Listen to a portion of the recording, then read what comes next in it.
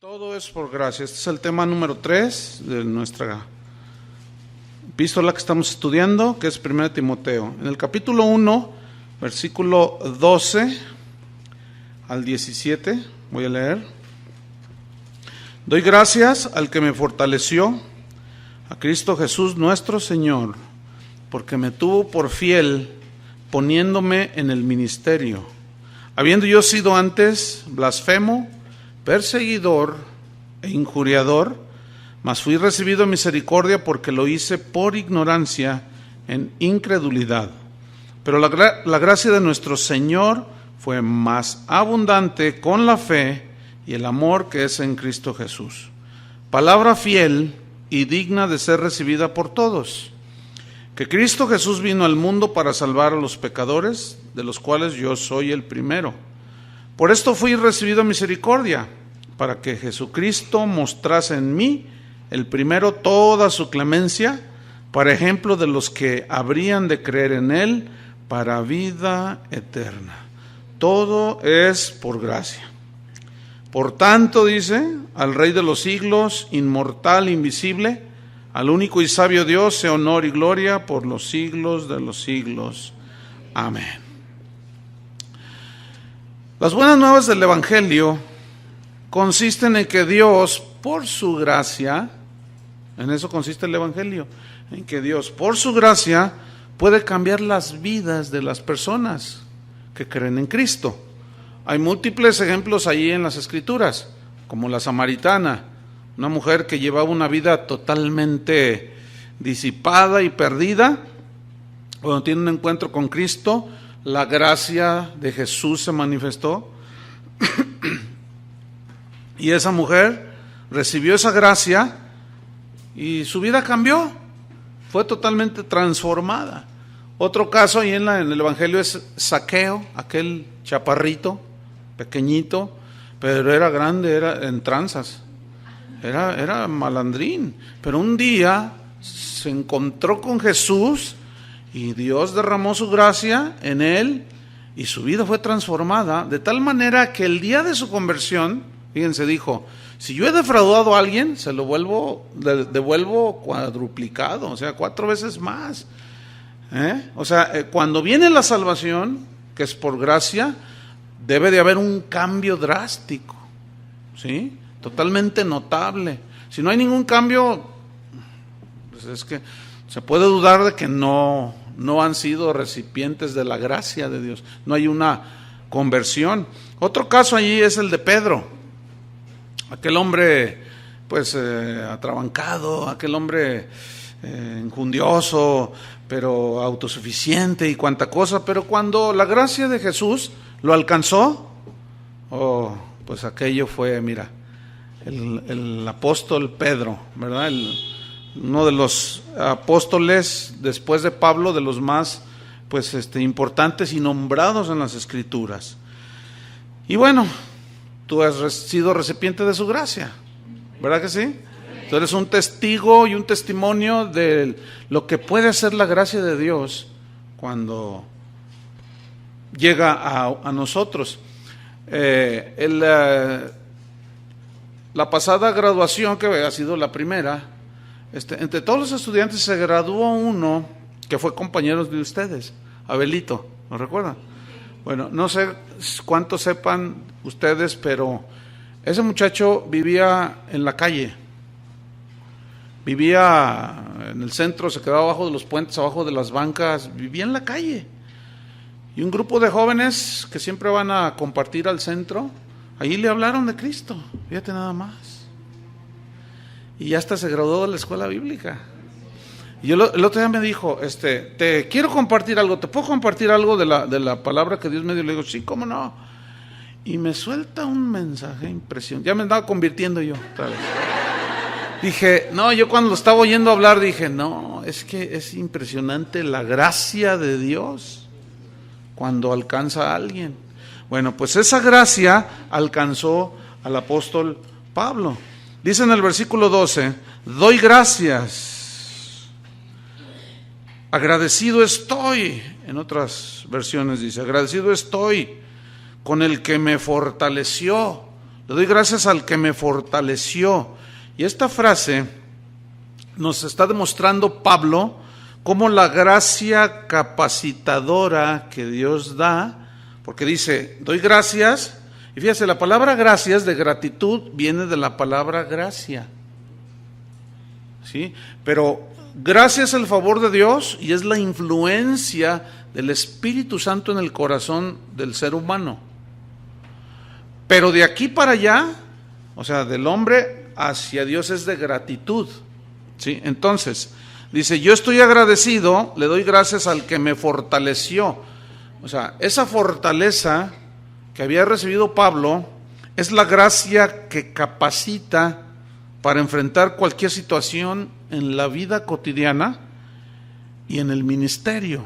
Por ejemplo, una gracia que se manifiesta cuando alguien muere es que los familiares, si son cristianos, de pronto manifiestan una actitud de mucha fortaleza. Entonces, el que conoce y entiende esto, bueno, no se sorprende mucho, pero los que no conocen se sorprenden y dicen, pero ¿te fijaste cómo estaba la esposa o el esposo con tanta fortaleza? Ay, ¿de dónde sacaría tanta fuerza? No, si tú te me mueres, me voy contigo, dice el otro. Uy, no, si se me muere mi marido, me muero yo.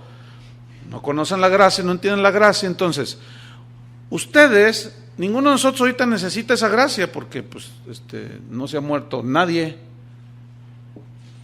No sé si me explico. Entonces, fíjense cómo todo es por gracia, que es la mano de Dios, el favor de Dios que capacita en la adversidad.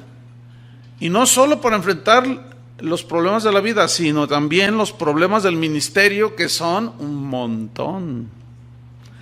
A veces a mí me preguntan pastores, oye pastor, ¿cómo le haces? Yo tengo 100 ovejas y ya me anda, y tú tienes un montón. Le digo, no, pues es la gracia. No, hombre, yo me las comía todas las ovejas, las cocinaba diario, de una por una me la comía. Si no tuviera la gracia de Dios, o ya me hubiera ido. Porque ¿quién los puede aguantar a ustedes, hombre? Solo Dios a través de la gracia, ¿no es cierto?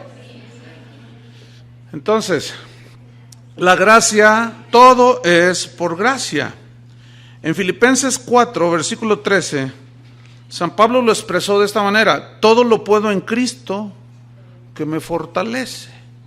O sea, la fortaleza que da la gracia de Dios es la capacidad que da la gracia para soportar los problemas de la vida y del ministerio. Ahora, ese versículo tiene un contexto. El contexto es: he aprendido a contentarme cualquiera que sea mi situación. Sé tener abundancia y sé tener escasez. ¿Sí? Estoy enseñado para ambas cosas. Y luego añadió: todo lo puedo en Cristo que me fortalece. O sea, esa es la gracia capacitadora para, bueno, cuando tienes solvencia económica, bueno, pues gloria a Dios, ¿verdad? Pero cuando se te atora la carreta, allí hay que estarse contento con lo que tienes, que no te desesperes, que no pienses que ya Dios te abandonó. Entonces es ahí cuando la gracia capacitadora viene, pero en base, escúchenme bien, es una gracia de Dios, es un favor de Dios, la mano de Dios sobre ti. Pero también apela a Dios al conocimiento que tú tengas de Dios y de la palabra de Dios, ¿sí? Que tú sepas, bueno, es una prueba que estoy pasando, es una situación, no voy a estar toda la vida así, Señor, fortaléceme. Entonces Pablo daba gracias al que le fortalecía, porque el ministerio no es nada fácil. Algunos soñadores o ilusorios, ¿no? Piensan que el ministerio es algo sencillo, pues nomás es predicar, si nada más fuera a predicar, ni sabe, no se imagina. Entonces Pablo dice: doy gracias, estoy agradecido al que me capacitó con fuerza, con fortaleza, para aguantar todas las situaciones de la vida y del ministerio. Y luego él menciona al que es la fuente de la gracia. ¿Quién es la fuente de la gracia? Cristo. Estoy agradecido, no dijo a la Virgen María, a Juan Diego, mucho menos. No, dice, a Cristo Jesús nuestro Señor. ¿Quién es la fuente de la gracia? Cristo Jesús. A los israelitas durante el desierto, su travesía en el desierto, dice que una columna los seguía, una columna de fuego, luego una nube. En la noche la columna de fuego les brindaba calor y todo eso, ustedes saben, simbolizaba ¿a quién? A Cristo, ya manifestándose la gracia desde antes del tiempo de Jesús, ya manifestando Dios su gracia. En el día había una nube que los cubría del sol y pues se refrescaban más, un poquito más. Entonces allí vemos la gracia de Dios. Pero ¿quién es la fuente de la gracia? Cristo Jesús es la fuente de la gracia. ¿Sí? En Juan capítulo 1, versículo 17, dice que la ley vino por medio de Moisés. Por medio de Moisés fue dada la ley, o a través de él, Dios se la dictó a Moisés. Pero la gracia, dice, y la verdad vinieron por medio de Jesucristo. Es decir, ahorita, desde el momento en que Jesús asciende al cielo, la humanidad entra en un periodo nuevo. Antes de Moisés no había ley. Eran las personas ley a sí mismos, la ley de su conciencia era la que los acusaba o los defendía, según en Romanos. Después vino el tiempo de la ley y la ley los regía, pero como la ley, por medio de la ley es el conocimiento del pecado, pues la gente vivía en condenación. Aunque el ejemplo de Abraham, creyó Abraham a Dios y le fue contado por justicia, habla de la gracia. ¿Cuántos hombres fueron salvos por gracia? Porque creyeron, de alguna manera tuvieron una revelación de la gracia de Dios. Hebreos 11 nos muestra esa grande lista de personajes del Antiguo Testamento que recibieron por gracia, ¿sí? La fortaleza, la salvación y todo lo que la gracia incluye. Entonces dice que la ley por medio de Moisés fue dada, pero la gracia y la verdad vinieron por medio de Jesucristo. Entonces, desde el momento en que Jesús asciende a los cielos, se inicia el periodo de la gracia. Fíjense cómo en el tiempo de la ley, cuando alguien violaba la ley, hacía algo, mataba, adulteraba, qué sé yo, eran apedreados. A los falsos profetas los apedrearon y los quitaban del medio del pueblo. Y a veces dijo, Señor, hubieras dejado un poquito la ley para apedrear a todo ese montón de falsos profetas que andan ahí nomás burlándose de Dios. Pero gracias a Dios que estamos bajo la gracia, ¿verdad? Porque a lo mejor a nosotros nos apedrean también. Entonces, por gracia ya no, ¿verdad? Entonces, te vas a quedar con las ganas. Porque la gracia es, vamos a hablar un poquito más. Entonces, vino la gracia y la verdad por medio de Jesucristo. Entonces, Él es la fuente de la gracia. Romanos 3:24 dice que somos justificados gratuitamente por su gracia. Acuérdense que justificado significa declarados justos, sin culpa, ya libres de culpa, liberados. Pero luego añade una palabra muy interesante, gratuitamente, sin costo para nosotros. El costo ya lo pagó Cristo, por amor y por su gracia. Entonces dice, justificados, declarados sin pecado, limpios delante de Dios gratuitamente por su gracia. Ahí está, otra vez. Por su favor, porque Él puso su mano, su influencia que tuvo sobre nuestro corazón para creer, mediante la redención, dice Romanos 3:24, mediante la redención, o sea, el pago del rescate que es en Cristo Jesús. Entonces Jesús es la fuente de toda la gracia. 1 Corintios 15, primera carta a los Corintios, capítulo 15, versículo 9. Fíjense lo que decía Pablo. Porque yo soy el más pequeño de los apóstoles. Fíjense la ausencia de soberbia que había en él. No tenía ninguna gota de orgullo, de vanagloria, de soberbia por ser quien era. Al contrario, fíjate, yo soy el más pequeño de los apóstoles, que no soy digno de ser llamado apóstol, porque perseguí a la iglesia de Dios.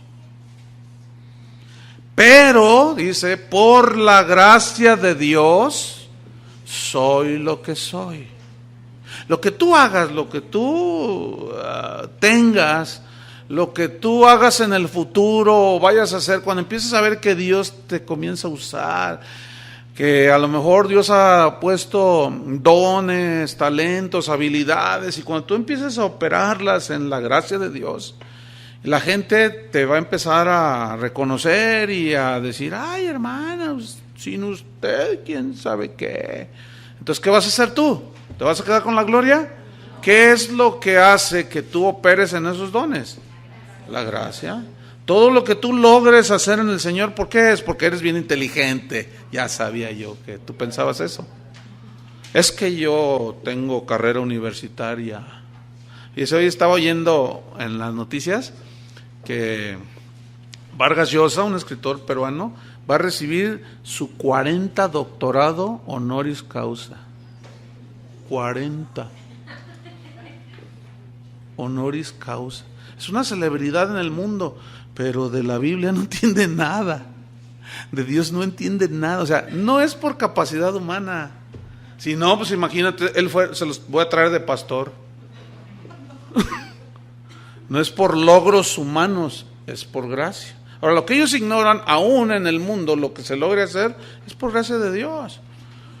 ¿Nunca han pensado que cada mañana que se levantan, imagínate que de pronto tú empiezas así, ay, ¿qué pasó? No hay oxígeno, es que el Señor le cerró. ¿Nunca has pensado que ahí es donde se demuestra la misericordia de Dios y la gracia con todos, buenos y malos, justos e injustos? Hace salir su sol sobre buenos y malos. Ahora imagínate que te estás ahogando allí y luego, Señor, y el Señor le cierra, lo dice, bueno, le abro, pero te voy a mandar la factura, te vendo el oxígeno. Fíjate, tú dices, ay, el oxígeno, pues ese es gratuito, sí, es gratuito. Imagínate si Dios te lo cobrara. Fíjate, es un elemento tan vital para los seres humanos que Dios tuvo que regalarlo. ¿Sí? Lo mismo es la salvación, aunque algunos listos ahora te lo quieran vender. La salvación era tan grande, tan maravillosa, que nadie podía pagarla, tuvo que regalarla el Señor. ¿Verdad? Entonces, qué tremendo esto. Dice, pero sigo en 1 Corintios, porque yo soy el más pequeño de los apóstoles, que no soy digno de ser llamado apóstol, porque persigue la iglesia de Dios. Pero por la gracia de Dios soy lo que soy. Ahí está. Por gracia recibimos tantos beneficios de Dios. Y acuérdate, tus logros, lo que hagas, es por gracia. Y su gracia, dice, no ha sido en vano para conmigo. Antes he trabajado más que todos ellos, o sea, los otros apóstoles. Pero no yo, sino la gracia de Dios conmigo. O sea, dice, yo he trabajado, pero luego, porque era así, él fue 3 viajes misioneros, se lanzó Pablo de una manera extraordinaria, e hizo más que los demás apóstoles, pero luego Pablo era un ministro muy bien ubicado. Dice, yo he hecho mucho, pero no yo, sino la gracia de Dios conmigo. ¿Ah? Cuando tú oigas a un predicador que en alguna conferencia y luego empiece, ya lo introduzcan y lo presenten, y empiece a hablar de él y de sus viajes y de lo que ha hecho, y no le da la gloria a Dios, mejor salte. ¿Para qué pierdes el tiempo oyendo un tipo de esos? Porque se atribuyen todo, no, yo, y es que yo fui, es que yo hice, es que, sí, por ti me salvé. Están desubicados. Se atribuyen a sí mismos lo que Dios les dio por gracia y no le dan la gloria a Dios. Siempre dale la gloria a Dios. Siempre, nunca te quedes con nada. Porque lo que logres hacer y lo que llegues a hacer no es por ti, sino por su gracia. Amén. Aleluya. Pero no yo, sino la gracia de Dios conmigo. Versículo 12, sigo allí en 1 Timoteo. Porque me tuvo por fiel, o sea, le doy gracias a Dios que me fortaleció, me capacitó con gracia. Le doy las gracias a la fuente de la gracia, que es Cristo, porque me tuvo por fiel, poniéndome en el ministerio. La frase me tuvo por fiel, me tuvo por digno de confianza. Ahora, ¿por qué Dios le confió? Porque Dios ya lo conocía desde antes de la fundación del mundo. Lo había escogido por gracia. Sin embargo, Dios sabía que Pablo iba a ser un hombre fiel y le confió. Me tuvo por digno de confianza. Por eso le doy gracias a Dios. Yo tuve una experiencia del ministerio al inicio a fines de los años 80 y a principios de los años 90. Dios nos mandó a la Argentina como misioneros, y mi primera reacción cuando Dios me habló fue: ¿y a quién le dejo la iglesia, Señor? Y me dijo: ¿cómo que a quién? Pues a los que has estado preparando. Entonces uno siempre dice: sí, pero ¿qué? Es que, Señor, lo que le estaba yo tratando de decir es que desde mi punto de vista todavía no estaban capacitados para hacerse cargo de la iglesia de una manera directa. Entonces el Señor me aplacó y me dijo: mira, tú tienes que arriesgarte con ellos, así como yo me estoy arriesgando contigo. Y ya me fui tranquilo. Pues sí, porque Dios se arriesga contigo. Pablo dice: me tuvo por fiel poniéndome en el ministerio y le confió, ¿qué? La palabra de Dios. Qué tremendo lo que Dios nos confía. Y luego, para hacer lo que hacemos a veces, lo que muchos ministros hacen, qué terrible va a ser cuando rindamos cuentas. Si tú caminas bien con Dios y guardas bien lo que te dio por gracia, le vas a dar buenas cuentas a Dios. Entonces me fui tranquilo y dije: no, pues sí, Señor. Entonces en lo que me enfoqué fue en ser fiel en lo que Él me estaba dando. Y yo dejé aquí encargada la congregación en todos los que ustedes conocen, y me fui. Ni una sola llamadita yo hice desde allá todo el tiempo que estuve. Yo confié plenamente en Dios. Cuando yo regresé, no solo la iglesia siguió, sino estaba crecida, ¿verdad? Entonces, así como Dios se arriesgó conmigo y se va a arriesgar contigo, a lo mejor ya se arriesgó, así también nosotros tenemos que delegar y arriesgarnos. ¿Es posible que fallemos? Sí. ¿Es posible que te fallen los de más abajo que tú tengas como compañeros? Sí. Pero acuérdate que la gracia de Dios nos está capacitando, ¿sí? Entonces, qué tremendo es esto. Me tuvo por fiel, me tuvo por digno de confianza y me puso en el ministerio, dice. Es decir, al ponerlo en el ministerio, Pablo está reconociendo que la gracia de Dios le fue dada para hacer el trabajo de Dios. Uno de los errores comunes en el ministerio de hoy es pensar que cuando se convierte una persona, un hombre o una mujer, y resulta que estos son gerentes de un banco, gerentes de una gran empresa, el pastor asume que automáticamente va a ser líder en la iglesia porque es líder allá afuera. ¿Dónde dice eso? Si siempre en la Biblia se ve que Dios escogió a los menos capacitados.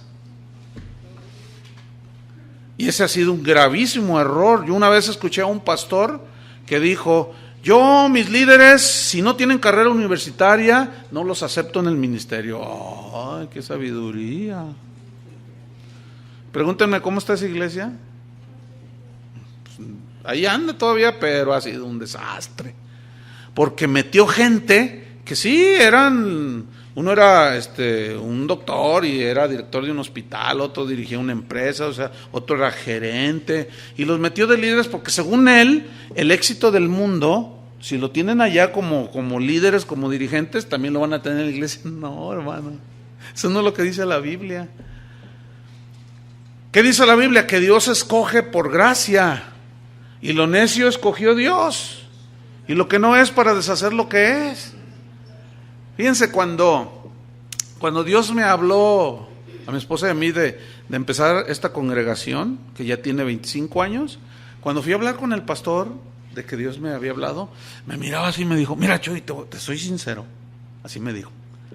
Dice: mira, yo podría pensar y creer que varios de los otros líderes sí podrían levantar una hora, pero tú, o sea, así me dijo, pero tú, dice, yo tengo mis dudas, dice. Entonces yo le dije: bueno, hermano, pues yo también tengo mis dudas. Yo dije: ¿cómo le voy a hacer si yo nunca he levantado una congregación de cero? Y me dice: ay, no, pues no se te ve por dónde. Y fíjense, qué cosa, no se me veía. Es que se le ve la zanca al pollo, ¿no? Y ni zanca tenía el pollo, yo creo, en ese momento. Fíjense, qué tremendo. Así es que nadie te menosprecie, porque Timoteo llegó un momento en que lo menospreciaron, porque estaba joven. Y por eso Pablo le dijo en la segunda carta, o en la primera, donde haya sido, pero ahí está. A veces es tanto que no me sé todos los versículos. Pero le dijo: ninguno tenga en poco tu juventud. ¿Por qué le dijo eso? Porque lo estaban menospreciando. Y a mí me pasó cuando empecé la congregación, yo tenía 25 años de edad. Estaba bien chavo como ustedes. Estaba muy joven y bueno, tenía cierta experiencia en el ministerio, pero no. Y entonces empezó a convertir personas ya adultas y me miraban así como que, este muchacho. Un día vino un pastor que quería conocer al pastor de casa de oración, y era un pastor como de 50 años. O sea, yo era la mitad. Entonces, llegó y me dice, oiga, quiero hablar con el pastor de casa de oración. Le digo: yo soy. Miren, literalmente le hizo así, de arriba abajo. ¿Usted es? Ay, bueno, en otra ocasión vengo. Fíjate nomás. Y qué tremendo. O sea, fue terrible. Me ve de arriba abajo: ¿usted es el pastor? Yo no sé cómo me vio o qué, ¿sabe? Pero qué actitud tan horrible, ¿no? Bueno, nunca hagas eso, porque tú no sabes cómo la gracia de Dios está obrando. Y empezamos la congregación, y como a los 2 años, 3 años que ya habíamos empezado, Adrián Hernández, lo ubican, ¿verdad? Tiene un hermano que es pastor, y su hermano ya tiene más tiempo en el ministerio, y yo lo había conocido en la iglesia donde yo había nacido. Entonces ya Casa de Oración ya tenía 3 años, ya estaba creciendo, y un día vino a Guadalajara, y como él ministra al Señor en el canto así muy, muy, muy bien, y predica, pues lo invité. Y cuando él llega, pásate, ya lo presento y todo, y lo dice: hermanos, les voy a confesar algo. Dice: yo conocí a Chuy, dice, muchos años, dice, y la verdad no figuraba. Dice: ay, dice, mira qué cosas hace Dios de la nada, ¿verdad, hermano Chuy? Le digo: pues sí, de la nada. Entonces fíjate, todo el mundo reconocía que pues nada, que no eres nada, que yo no era nada. Déjenme decirles una cosa: por la gracia de Dios, y espero seguir así, con los pies en la tierra, yo no me considero nada diferente a nadie, ni a ustedes, no. Pablo decía que él reconocía la gracia de Dios, cómo obraba en su vida. Es por gracia. Ahora imagínate cuando un ministro se enorgullece: es que yo tengo 500 personas. Es por ti. Cálmate, Nabucodonosor, al rato vas a andar como bestia ahí.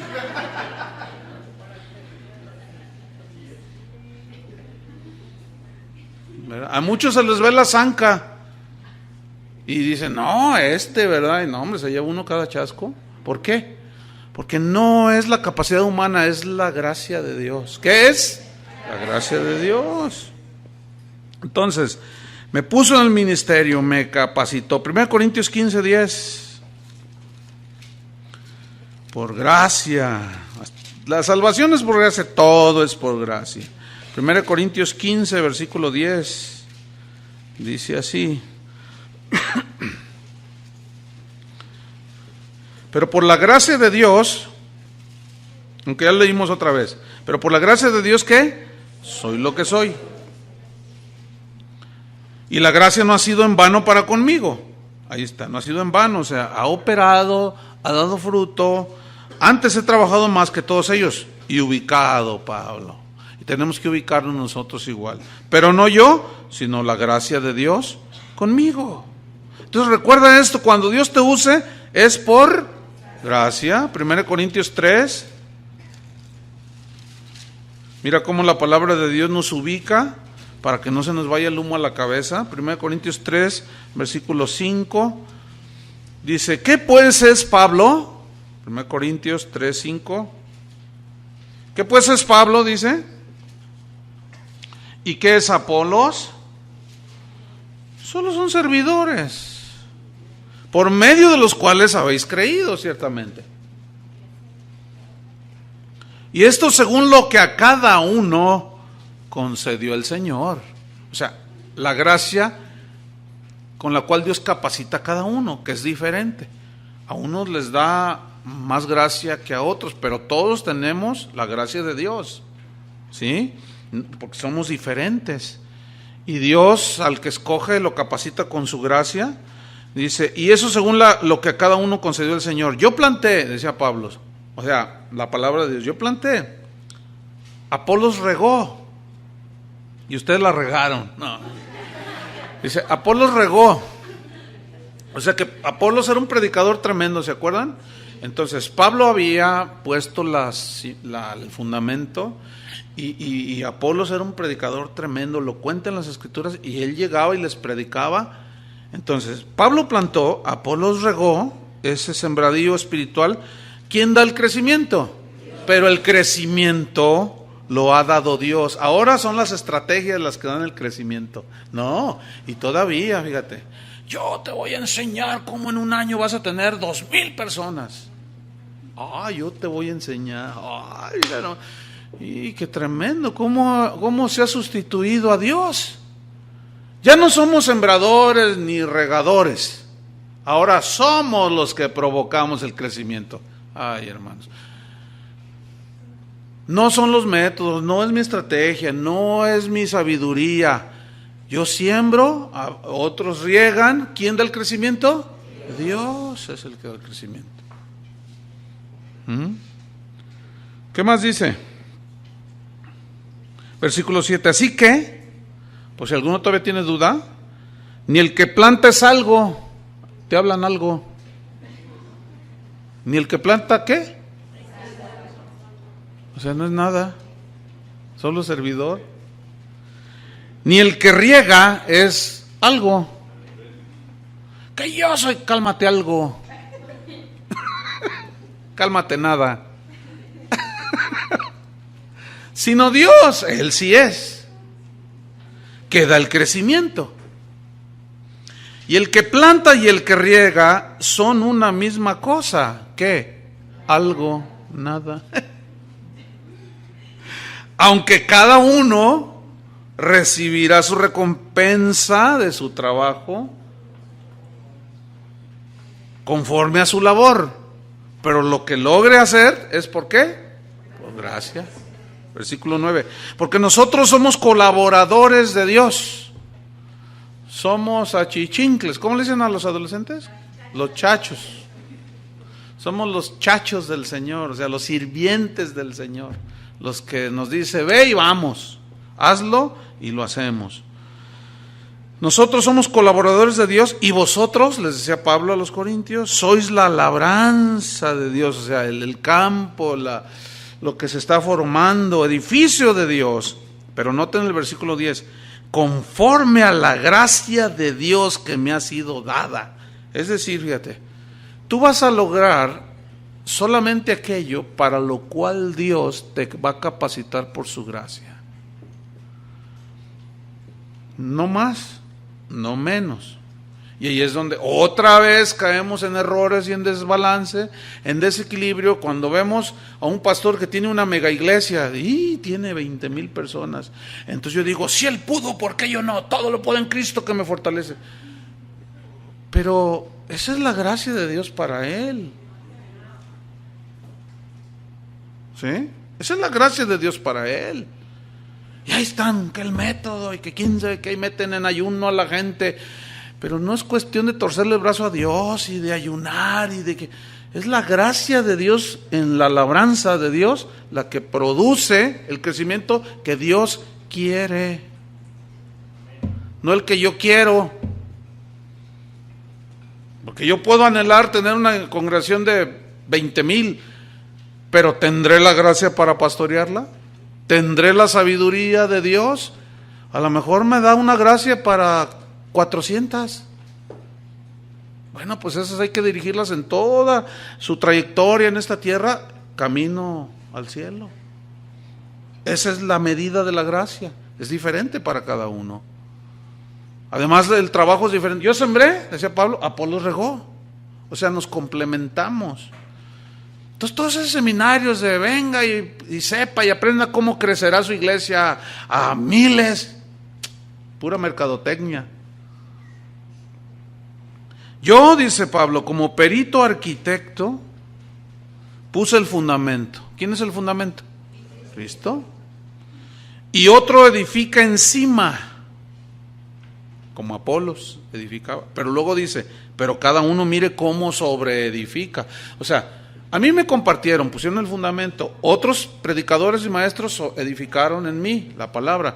Pero luego yo miro, debo de ver cómo yo sobreedifico. Entonces, ¿ven cómo dependemos los unos de los otros? Entonces, Dios, ¿qué va a premiar? A ver, aquí tenemos un pastor con 50 ovejas y aquí tenemos uno que tiene 10,000. Si el de 50 es fiel a su llamamiento, igual que el de 10,000, ¿a quién le va a dar más premio? A los dos igual, porque Dios no premia el número, sino la fidelidad en el llamado. Así es. Y ahí es donde los que abusan, los fraudulentos, apelan a la codicia de los pastores. Porque ¿quién no quiere tener una iglesia grande? Pero luego, como te la presentan, te están apelando a tu codicia porque luego ya asumen, no, pues si yo soy pastor de una iglesia grande, yo voy a ser reconocido. Yo voy a ser un hombre que la gente va a respetar porque... Fíjense, a mí me pasó algo bien especial. Cuando empezamos, pues empecé con los que hoy son los líderes. Y yo me empecé a juntar con pastores y me miraban con simpatía, pues estaba joven. Y me miraban, no, le echas ganas, muchacho, y no sé qué, ¿no? Entonces, mientras fuimos una iglesia pequeña, entre comillas, porque para Dios no hay eso, Dios ve todos como una sola. Pero así como los hombres vemos, mientras fuimos una iglesia pequeña, oye Chuy, pero nomás empezó a crecer la congregación y hubieran visto, se me echaron encima. Y yo no entendía, ay, te crees mucho, ¿por qué me dices eso? No, que tú, que, pero, ¿por qué me estás diciendo eso? No, sí, te crees un quién sabe qué, que yo me sacaba de onda y me regresaba a mi casa, ¿y por qué me diría eso el pastor? Hasta después Dios me dijo, porque es un montón de envidiosos. No todos me decían cosas, pero hubo muchos que me decían. Dice, mira, mientras eras una iglesia pequeñita, pues te mira, pero ya creciste y te vieron como competencia. No hagas lo mismo, el Señor me dijo, no hagas lo mismo. ¿Cómo nos vamos a ver como competencia, hermanos? Podemos vernos como competencia. ¿Cuándo has visto que tu ojo izquierdo compita con el derecho? Te vas a hacer visco. Pues muchos ministros compiten unos con otros. Hay países en Centro y Sudamérica que compiten. Hay iglesias en los Estados Unidos que compiten a ver quién pone la alfombra más cara y más lujosa. A mí me consta de iglesias donde apenas estrenaron un teclado que costó $3,000. Y luego los de la iglesia de enfrente se dan cuenta y dicen, no, pues hay que esperar el más nuevo, y el otro les costó $4,000. Y los otros se dan cuenta y dicen, hay que esperar el otro. Como eso siempre, cada 3 meses sacan nuevos modelos, siempre están en competencia. Yo tengo un familiar que estuvo en una iglesia en los Estados Unidos que dijo que un día el pastor les dijo, hermanos, No sé si ya se dieron cuenta, pero los de la iglesia de enfrente, porque allá en Estados Unidos las iglesias están por todos lados, ¿no? Los de la iglesia de enfrente están estrenando alfombra, hermano. ¿A poco nos vamos a dejar, hermanos? ¿Verdad que vamos a poner la mejor alfombra? Y todos, amén. Fíjate nomás. Bueno, pues una ofrenda, hermanos. Y miren, de pasadita hay que renovar el piano. Pero ellos tienen uno electrónico. Nosotros vamos, ¿qué les parece si compramos uno de cola? O sea, un piano acústico de cola, de esos grandotes así. Y los hermanos bien espirituales, amén, hermanos, sí, claro, lo mejor para el Señor. Ese es el pretexto, para ocultar el orgullo, la soberbia y la competencia. Para la gloria de Dios, sí, cómo no, para la gloria de Dios. Ustedes no se metan en esas tonterías, hermano. ¿Pero por qué entran en eso? Porque no reconocen la gracia de Dios. Por eso, así de simple. Pero ¿qué decía Pablo? No yo, sino la gracia de Dios conmigo. Vamos a 1 Timoteo en el versículo número 13. Doy gracias al que me fortaleció. A Cristo me puso por fiel, digno de confianza, y me puso en el ministerio. Habiendo yo sido antes, fíjate. Entonces Pablo reconoció que antes de conocer a Cristo, pues estaba perdido. Y reconoce la gracia salvadora, que necesitaba la gracia. Entonces él habla un poco acerca de él. Él no tenía costumbre de hablar acerca de él. Cuando él narró su experiencia que se fue al tercer cielo, se vio obligado, porque habían llegado falsos profetas que contaban sueños y visiones, y los corintios se apantallaban. Y dice, miren, yo también me puedo gloriar de eso. En Dios me gloriaré, dice, ustedes me están obligando a decirles lo siguiente. Conozco un hombre, sin el cuerpo fuera, y les empieza a contar que él había tenido experiencias sublimes en el ámbito espiritual, pero ese no es el mensaje del evangelio, tener experiencias sublimes o espirituales. El mensaje del evangelio es la palabra de Dios. Por eso yo no creo mucho en eso de dar mi testimonio y pasarme 1 hora y media hablando de que yo fui al cielo, que fui al infierno y que... No, Pablo tocaba algunos aspectos de su vida, pero no era tan extenso y ni se gloriaba. Entonces dice, yo antes fui un blasfemo, significa un calumniador de Dios, alguien que habla mal de Dios, violento. Que fíjense, en una de sus cartas dice que él era fariseo de fariseos. Dice, en cuanto a la ley irreprensible, o sea que guardaba la ley desde su punto de vista, bien. Eso es lo que él dice que creía, que era irreprensible, pero no era así. Él estaba engañado de que la ley podía salvarlo, hasta que recibió la revelación de que no es por las obras de la ley, sino por gracia. Por eso es el apóstol que más enseñó de la gracia. Por eso él dice, fíjense, él cuenta que había sido un blasfemo. Él había violentado los 10 mandamientos y él creía que era irreprensible, por otro lado. Porque él perseguía a los cristianos, ¿se acuerdan? Y violentaba el hecho de que algunos habían encontrado la comunión con Dios y los asesinaba. Y violentó todos los mandamientos. ¿Sí? Dice, yo fui un blasfemo y hablaba en contra de Dios, porque al hablar en contra de los cristianos, hablaba en contra de Dios. Dice, fui blasfemo, perseguidor de la iglesia. ¿Se acuerdan cuando consentí en la muerte de Esteban? Dice que respiraba amenazas. Pero la palabra allí, respiraba amenazas, habla de un jadeo así, pero de odio, ¿sí? Estos van a ver, y los perseguía y tomaba cartas y perseguía a los cristianos, los metía en la cárcel, les hacía y les deshacía. Fui injuriador, dice. Su trato era violento. Eso significa injuriador, o sea que tenía un trato violento físicamente y verbalmente contra los cristianos. Fui yo un injuriador. Tan era así que cuando la gracia de Dios lo alcanzó, que le dice al Señor, Señor, ¿qué quieres que haga?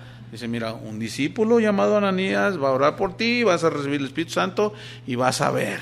Entonces Ananías estaba orando.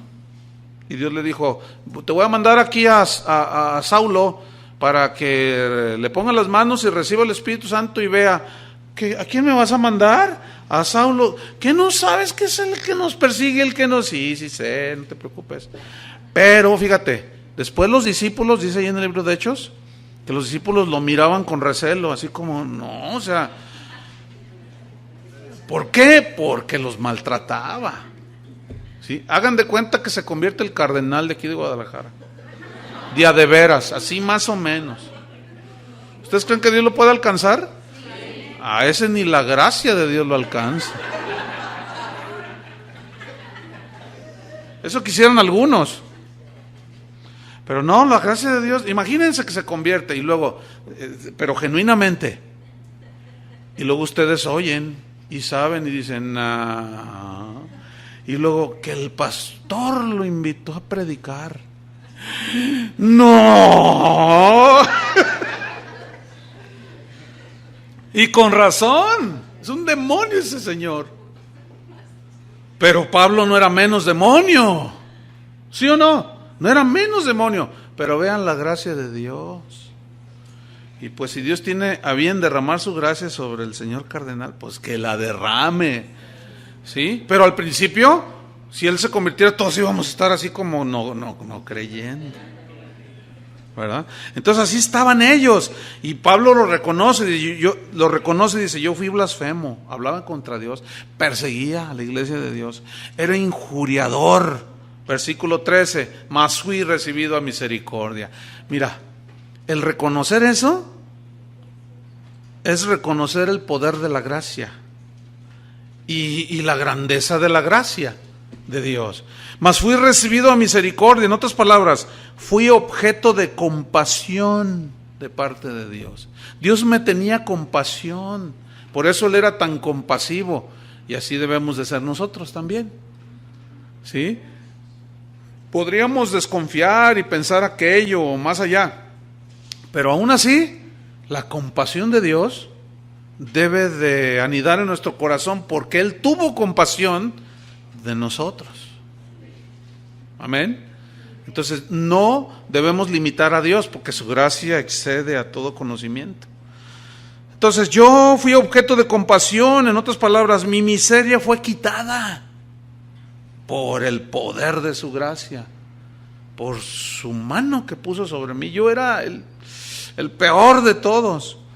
Ahora, la pregunta es, ¿por qué fue recibido a misericordia? El mismo versículo 13 te lo responde. Porque lo hice, ¿cómo? Por ignorancia. ¿Por ignorancia de quién? De Dios. Pero él creía que conocía a Dios porque se sabía la ley. Así hay mucha gente. Aún cristianos en las iglesias creen que porque se saben unos versículos y unos salmos y qué sé yo, ya con eso, no. Hay que conocer a Cristo de una manera íntima, profunda, espiritual, de tal manera que te hace nacer de nuevo, te hace nacer de Dios. Entonces él dice que lo hizo por ignorancia de Dios y por ignorancia de su voluntad. Entonces, escuchen, aquí hay un principio muy escondidito. Cuando alguien te ataque, te diga, pues no se lo tomes a mal y mucho menos te amargues. Algunos se amargan. No, ¿por qué lo están haciendo? Por ignorancia. No conocen a Dios, no conocen su voluntad, no conocen su palabra. Entonces no te des por ofendido, porque eso es muy común, ¿verdad? Ay, me dijo, y Dios va a hacer justicia y quién sabe cuánta cosa. Pero lo están haciendo por ignorancia de Dios y de su voluntad. Entonces tú tienes que ser compasivo. ¿Se acuerdan de Jesús en la cruz? A Jesús en la cruz. Padre, perdónalos, no saben lo que hacen. ¿Ven? Entonces, lo hice, dice, en ignorancia, en incredulidad, o sea, no tenía fe en Cristo. Y lo hice, por eso lo hizo. Versículo 14. Pero, estos sí son peros que valen, ¿verdad? Pero la gracia de nuestro Señor fue más abundante con la fe y el amor que es en Cristo Jesús. Yo quiero que noten cómo Pablo contrasta la medida de la gracia. Pecado abundante, porque él dice que fue injuriador, blasfemo, perseguidor, mucho pecado. Fíjense, abundancia de pecado en su vida, y fíjense cómo contrasta con la abundancia de la gracia. Pero la gracia de nuestro Señor fue, ¿cómo? Más. Ese más es en relación a sus injurias, su persecución, su blasfemia. ¿Entienden? O sea, su pecado era mucho, pero hubo más gracia. Por eso le escribió en Romanos 5:20. Dijo, cuando el pecado abundó, sobreabundó la gracia. Por cuando el pecado abundó, sobreabundó. O sea, se derramó la gracia sobre el pecado, sobre su vida. Una vez un amigo mío, un conocido mío, un pastor, contó que había hecho una reunión al aire libre y empezó a predicar. Entonces dice que se paró enfrente de él así un hombre que traía se veía pues así como norteño, ¿no? Un hombre así de pues de rancho, de pueblo, ¿no? Pero elegante el hombre. Entonces que se le quedaba mirando así con las manos, así lo miraba, y él predicaba, y Cristo puede perdonar tus pecados. Y entonces hubo un momento en que aquel hombre le dijo, eso que usted está diciendo, ¿qué tan cierto es? Porque si usted me dice mentiras, y el hombre se mete la mano hacia atrás y saca un pistolón, y dice el hermano, Tomás se llama, el hermano allí sí creyó, ¿verdad? El Tomás. Y dice mi amigo el pastor Tomás, dice, cuando vi el pistolón así, dice, más te vale, le dice, que sea cierto lo que dices. Y dice, entonces imagínate, dice que le empezaron a temblar las piernas, pero en eso vino la gracia. Y que le dijo, Dios te ama tal y como eres. Entonces el hombre tenía la pistola en la mano, y cuando le dijo eso, la puso en la plataforma, porque estaba así en la orilla, y la puso así. Y le dijo, aunque yo haya tenido 20 mujeres, aunque hayas tenido 50, aunque yo haya matado 5 personas, aunque hayas matado 20 personas, aunque lo que sea. Y dice que el hombre se quebró, bien tremendo, y empezó a llorar. Y le, límpiame, Señor. Y se convirtió, una conversión tremenda ese hombre. Después vino con él y le dijo, pues tengo 10 mujeres. ¿Qué hago? Dice. Y me dice Tomás, y ahí ya empezó a dudar. Otra vez volvió a las andadas. Y que le dijo, ay, pues déjame orar, dice, para pedir una guía de Dios, para aconsejarte, qué sé yo. Entonces cuando ya se vieron de nuevo, le dijo el hombre, le dijo, no, ¿sabes qué? Ya me habló el Señor. Me dijo que me voy a quedar con la que me casé, con la primera. Y las otras las despidió. Y se quedó con su única esposa, con su legítima, más bien. Esas son conversiones, hermano. Pero cuando la gente no tiene convicción, no están convertidos, no son recipientes de la gracia y siguen viviendo como quieren vivir, no han sido salvos. No, es que la gracia de Dios abarca, sí, es cierto, pero no todos reciben esa gracia. ¿Por qué? Porque no se convierten. Entonces, sí, qué tremendo. Entonces Pablo contrasta, cuando el pecado abundó, sobreabundó la gracia. Qué maravilloso. Versículo 15. Dice, palabra fiel y digna de ser recibida por todos. ¿Por qué dice palabra fiel? Porque es dada por un Dios. O sea, palabra fiel se refiere al Evangelio. ¿Por qué es fiel? Porque Dios nunca te va a echar mentiras. Dios nunca te va a engañar. ¿Te imaginas que aquel día tú te mueres y llega el momento de dar cuentas a Dios, qué sé yo? Entonces tú le dices, Señor, yo creí. No, pues ¿quién te dijo eso? No, pues me dijeron que era por fe. No, tenías que haber pactado con la televisora. A veces me doy vuelo, me ensaño, ¿no? Pero es que así es, hermanos. Hay que, en Tito 1:10, anótenlo, Tito 1:10 y creo que 10 y 11, Pablo dice, a todos esos que andan trastornando la fe de algunos es preciso taparles la boca. Así dice. Y si no, compruébenlo ahí. Tito 1:10. Es entre el 10 y el 11, de ahí no pasa. Es 11. ¿Qué dice? Bueno, 10, porque hay muchos rebeldes, habladores vanos y engañadores, especialmente de la circuncisión. Los de la ley, ahí está. ¿A los cuales qué? A quienes es preciso tapar la boca. Ahí está. Entonces a veces no que yo me ensañe, o que como algunos me han dicho, es que tú estás amargado contra él. No te digan cómo va a estar amargado. Lo que pasa es que taparles la boca a esos contumaces habladores mentirosos. Bueno, ya seguimos. Palabra fiel.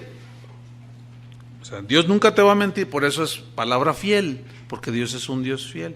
Y digna, merecedora de ser recibida por todos. ¿Cuál es ese mensaje digno y fiel de parte de Dios? Que Cristo vino al mundo. Fíjate, este verbo vino al mundo habla de su eternidad. O sea, de que Él ya existía desde antes de cualquier cosa. Vino al mundo, o sea, ¿dónde estaba antes de venir? Pues con el Padre, que es de la misma, es la imagen misma de su sustancia. El verbo encarnado, el Hijo de Dios, vino al mundo. La palabra mundo aquí es la palabra cosmos, pero se refiere al conglomerado de personas, ¿sí? Vino al mundo, ¿para qué? Para salvar a los pecadores. A eso vino al mundo. Esa fue la razón de su venida. Ahora, ¿por qué tuvo que venir? Porque Él sabía que por obras nadie podía ser salvo. Y todas las religiones, todas, excepto el cristianismo bíblico, ofrecen la salvación por obras. Excepto el cristianismo, el evangelio de la gracia. Es el único, la única religión, entre comillas, que te ofrece la salvación gratuitamente, por gracia de Dios, como un regalo que no puedes comprar. Entonces, que Cristo Jesús, ese es el mensaje fiel y digno de ser recibido, vino al mundo para salvar a los pecadores. Ahora, vean otra vez la actitud que tenía Pablo. Era una actitud que él mismo tenía que recordarla constantemente para que no se le olvidara que había sido por gracia. De los cuales, pecadores, ¿qué dice? Yo soy el primero, o sea, el peor de todos. Yo fui de lo peor. Así que yo no tengo nada en qué gloriarme. Yo no hice nada. Yo no soy nada. Y lo que soy es por la gracia de Dios. Pero ese mensaje es digno de ser recibido. Todos los pecadores. Pero yo soy el primero. No, ahora todos quieren ser el primero, pero el primer lugar en las sinagogas. En las sillas. El otro día que estuve en un evento. Dice, ay hermano, ¿ustedes qué hacen allá en México cuando se hace un evento a nivel ciudad y participan varios pastores? Le digo, bueno, pues lo que ustedes hacen sí, pero es que todos quieren participar y todos quieren decir su rollo. Y le dije, no, yo cuando participo en algo, que empiezan con su rollo, no, que a mí me van a dejar dar 5 minutos y que yo voy a hablar. No, que no hable nadie. ¿Para qué?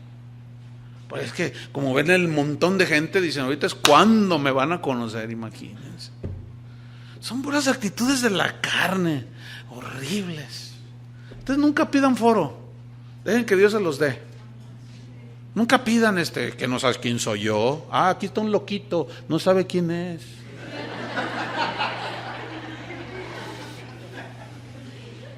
La típica, ¿verdad? No sabes quién soy yo, pues no, si usted no sabe menos yo. Está perdido el hermano. Yo soy el primero, dijo, yo soy el peor de todos. Versículo 16. Pero por esto, porque fui el peor, fui recibido a misericordia, a compasión de Dios. Me vio tan perdido,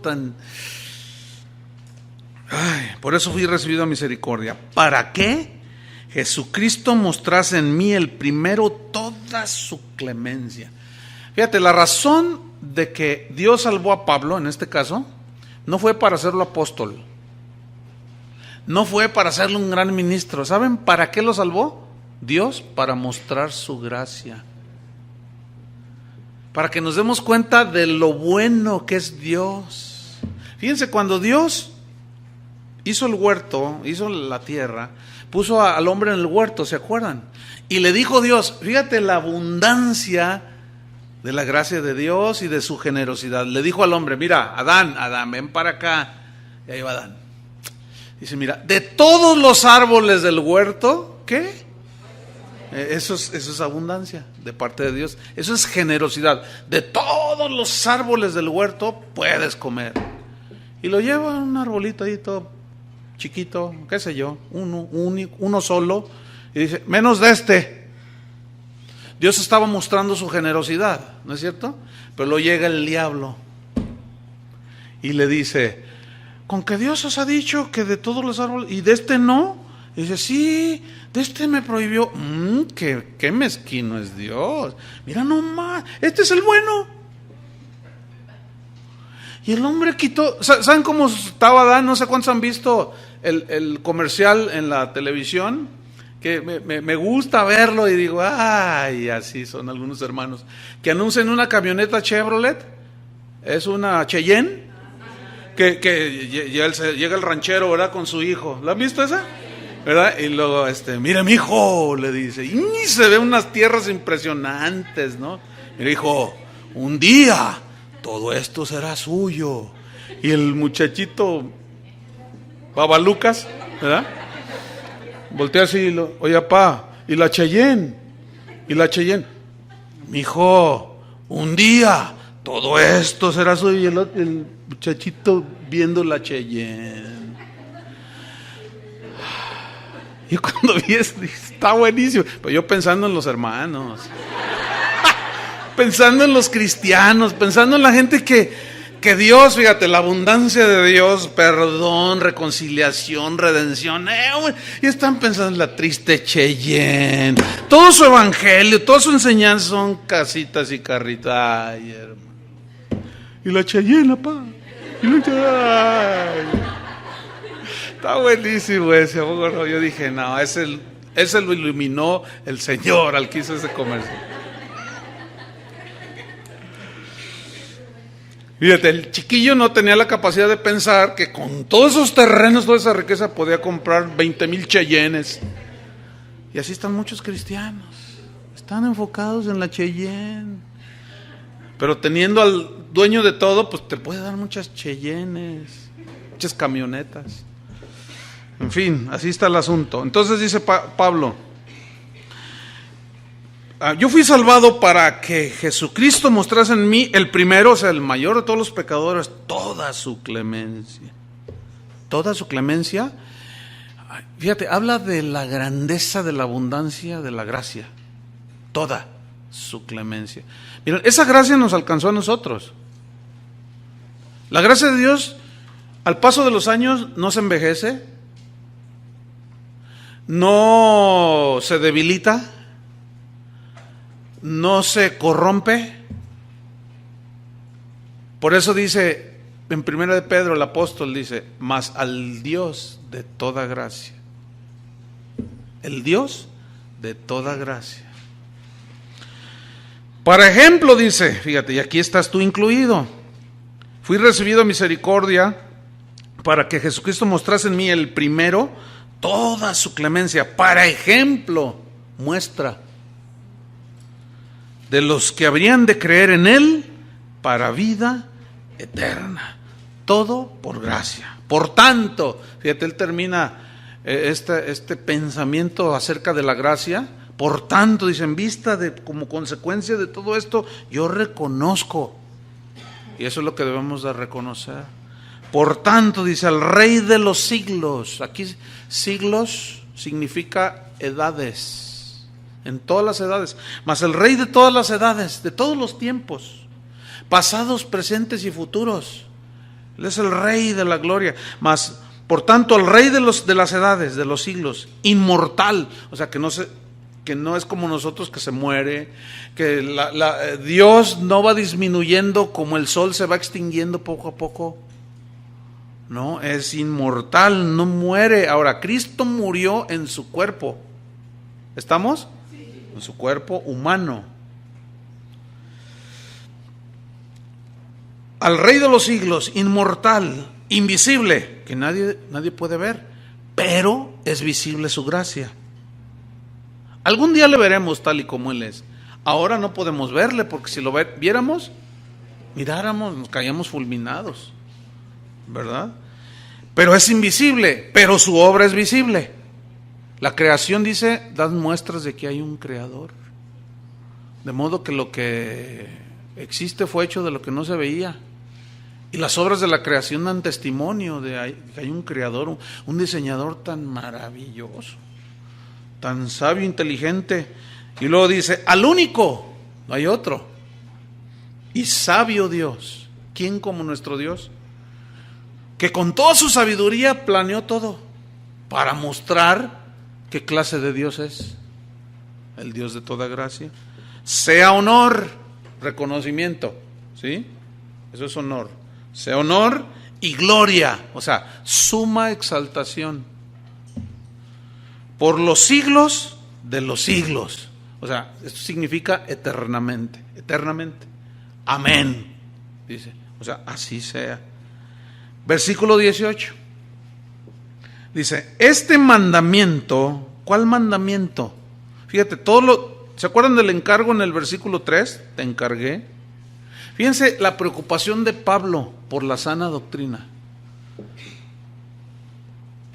por el evangelio de la gracia, que este es el evangelio que se debe de predicar. Aunque, como dice, ya estudiamos que la ley es buena si uno la usa legítimamente, y a los que no son hijos de Dios hay que predicarles la ley, pero no los dejes, o sea, el decálogo, los 10 mandamientos, porque por medio de la ley es el conocimiento del pecado, pero luego hay que sacarlos de ahí. ¿Cómo? Por la gracia, con la gracia. Pero sabes que tú no tienes que hacer nada, solo creer en lo que Jesús hizo en la cruz.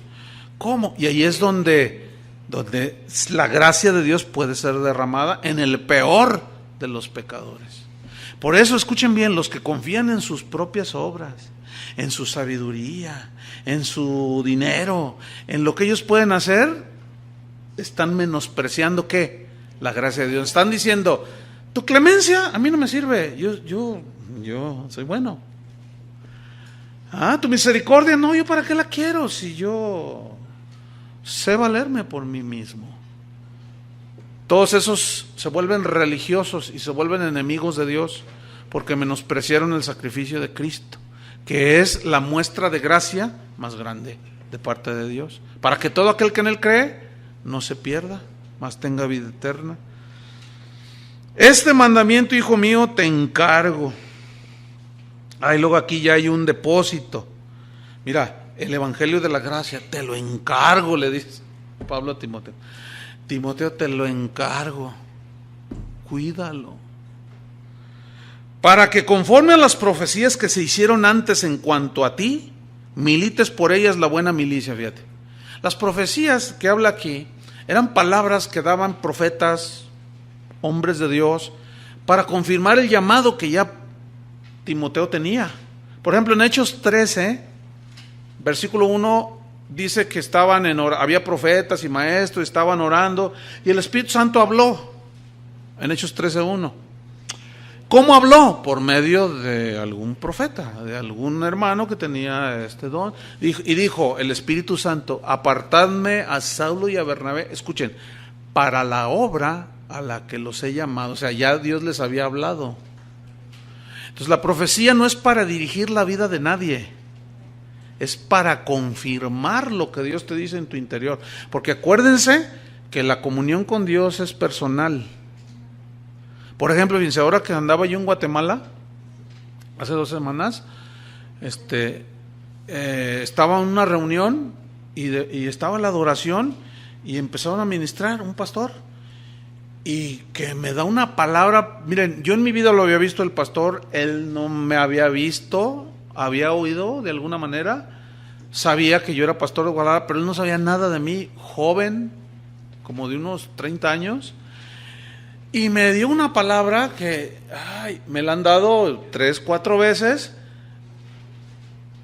de una confirmación que ya Dios había hablado, pero es una cosa extraordinaria, ¿sí? Entonces, viene a recontra confirmar el llamado que yo tengo ya como pastor y ministro. Entonces, yo ya estoy convencido y ahí milito, ahí me voy. ¿Me estoy explicando? Sí, Timoteo había recibido palabra de que él iba a ser pastor, pero no solo una palabra de esas lisonjeras, como hoy se estila y se usa, no, porque ya desde que Timoteo era muy jovencito, los discípulos en Hechos lo prueba, hablaban bien de un joven llamado Timoteo, ¿se acuerdan? Y todos daban buen testimonio de Timoteo. Tanto era el testimonio que Pablo lo vio, lo conoció, y cuando hizo uno de sus viajes dijo, yo quiero que Timoteo vaya conmigo.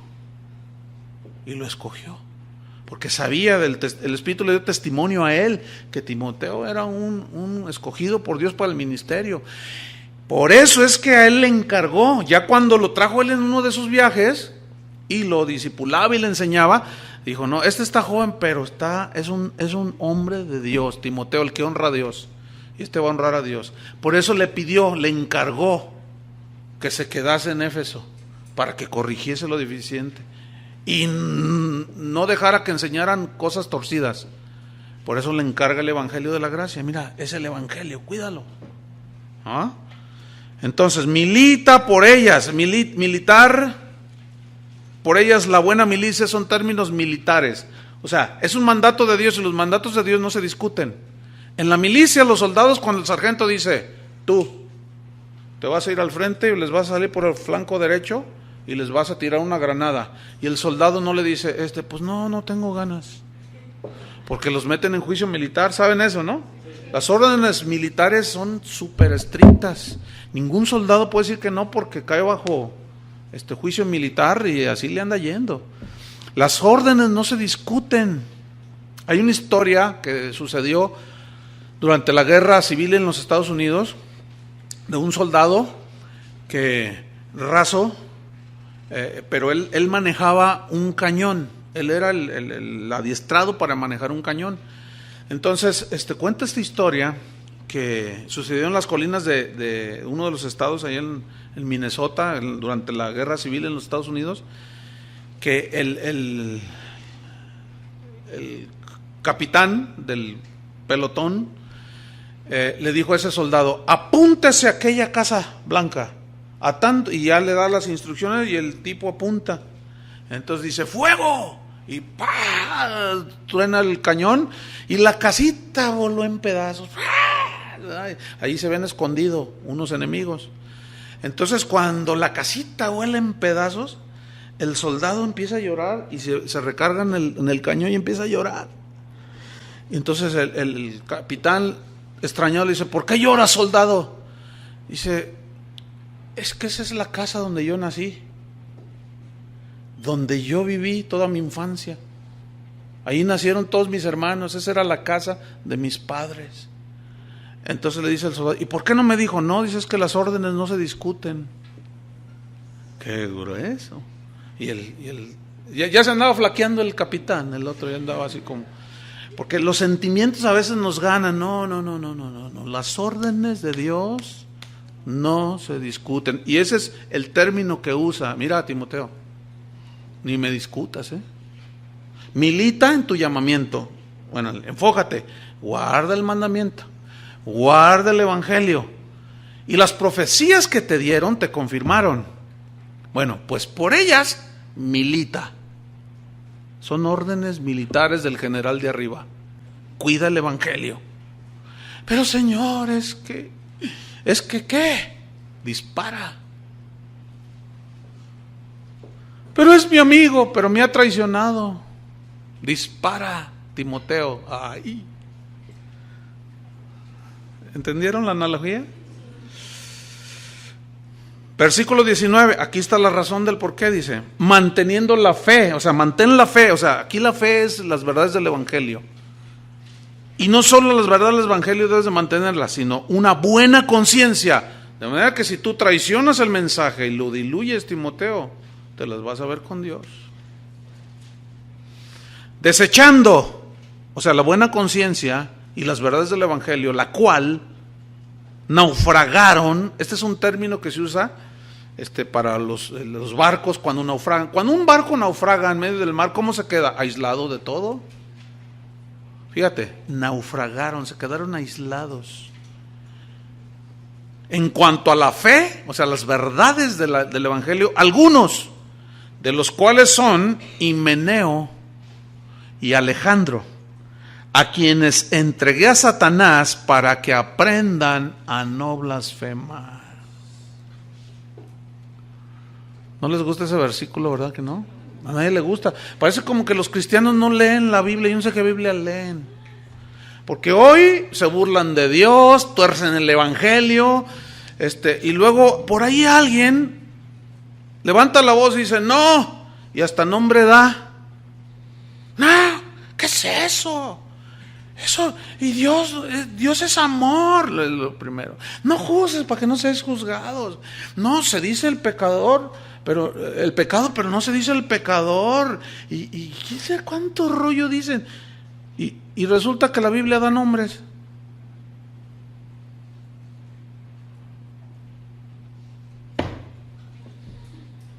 Imagínate, ¿no? Se dice el pecado, pero no el pecador. Imagínate que tú presencias asaltan un banco y matan al policía.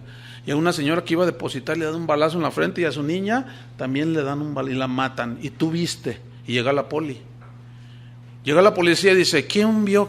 Dice, bueno, yo, a ver, descríbame a los asaltantes y asesinos. No, yo le digo el pecado, pero no el pecador.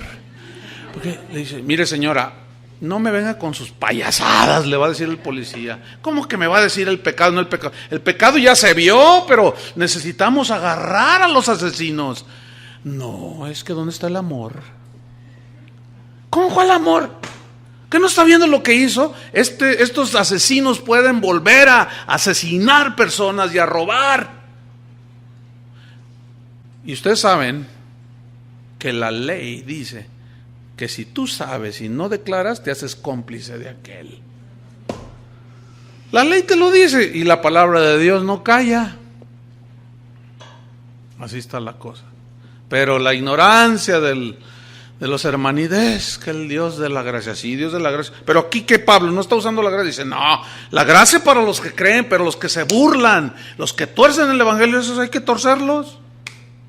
Ya si Dios después hace misericordia con ese asunto de Dios, pero nosotros vamos a defender el Evangelio. Y Himeneo y Alejandro los entregué a Satanás. ¿Qué significa eso? Los sacó de la iglesia, de la comunión de la iglesia. ¿Por qué? Porque empezaron a decir blasfemias contra Dios, empezaron a torcer el Evangelio. No se junten con esos. Y cuando entregarlos a Satanás es dejarlos a merced de Satanás. ¿Por qué? Porque se quita la cobertura de la iglesia, la cobertura de Dios. ¿Se acuerdan en 1 Corintios 5, 11, no, capítulo 5 del fornicario de Corinto, que también andaba haciendo y deshaciendo, y Pablo lo regaña y les dice, ustedes no han hecho nada. Dice, al tal entregué a Satanás para destrucción de la carne, a fin de que su espíritu sea salvo en el día del Señor. Hay disciplina en la iglesia, hermanos, pero hoy no se ejerce la disciplina en la iglesia. Pero ahí están las instrucciones claras para que aprenda a no blasfemar. Bien, aquí vamos a quedarnos. Vamos a quedarnos. Vamos a quedarnos. Vamos a quedarnos. Vamos a quedarnos. Vamos a quedarnos. Vamos a quedarnos. Vamos a quedarnos. Vamos a quedarnos.